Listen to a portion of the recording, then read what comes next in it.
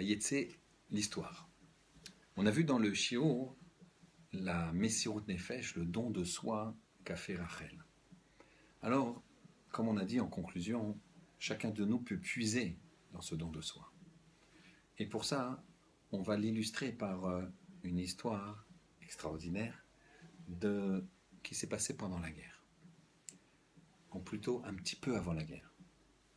Il y avait en Allemagne un pogrom prévu dans un endroit où résidaient quelques familles juives. Il n'y avait pas de ghetto, mais les familles juives habitaient parmi les Allemands dans des immeubles. Et c'était le cas de cette famille-là, qui avait été prévenue qu'un pogrom menaçant les juifs, donc on était avant-guerre, c'était, on va dire, on sortait les juifs, on les frappait, on les tuait de façon sauvage, aurait lieu dans la soirée. Le père de famille et toute sa famille décident d'aller de l'autre bout de la ville afin de se cacher chez une tante, une vieille tante qui était là-bas. Et donc le père, la mère et tous les enfants s'en vont. Juste une jeune fille, Déborah, qui décide de demander à son père, écoute, j'ai encore quelques affaires à ranger, il n'est que midi, et dans une petite heure, je pars et je vous rejoins chez la tante. Le père, sachant qu'il avait eu l'information que le pogrom aurait lieu dans la nuit, que tard, beaucoup plus tard, a accepté. Malheureusement, 1 heure et demie plus tard, alors que nous sommes encore que la journée, le pogrom a commencé. Et les gens ont investi toute la place. La jeune fille entend des bruits, des cris. Elle se précipite à la fenêtre du 3e étage de l'appartement où elle habite et elle voit un spectacle désolant, des gens frappés, des gens battus, et une horde de bêtes féroces, personnes qui sont des bêtes féroces, qui sont déchaînées et crient mort aux juifs.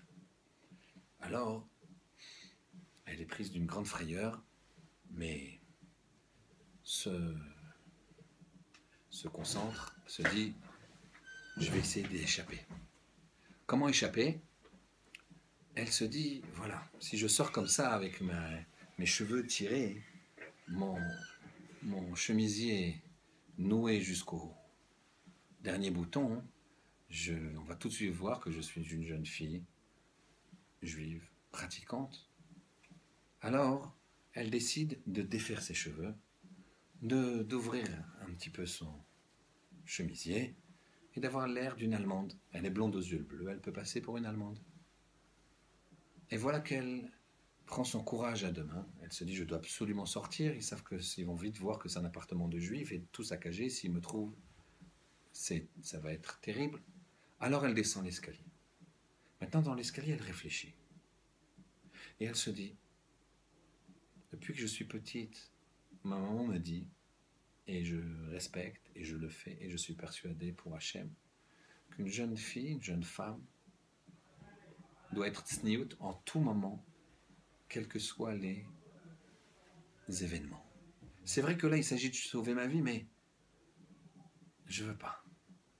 Les cheveux, je vais les laisser, certes. Mais elle a commencé à reboutonner son chemisier jusqu'au dernier bouton.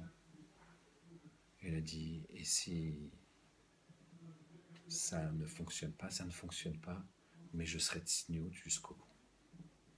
Et voilà qu'elle descend.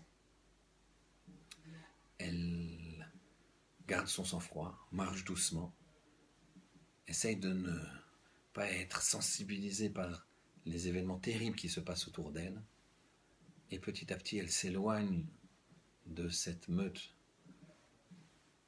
de bêtes féroces, et elle arrive hors de portée, elle tourne une rue plus une autre, et là elle se met à courir en pleurant, c'était très difficile, bon Hachem là,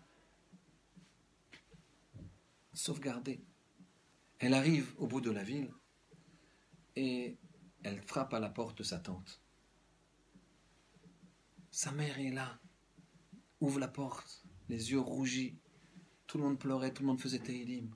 Ils avaient entendu parler que le pogrom avait eu lieu beaucoup plus tôt que prévu. Ils se faisaient tellement de mauvais sang. Ils prennent la petite Déborah dans leurs bras. Ils l'embrassent. Et elle, les yeux brillants, dit à sa maman, tu aurais été fière de moi.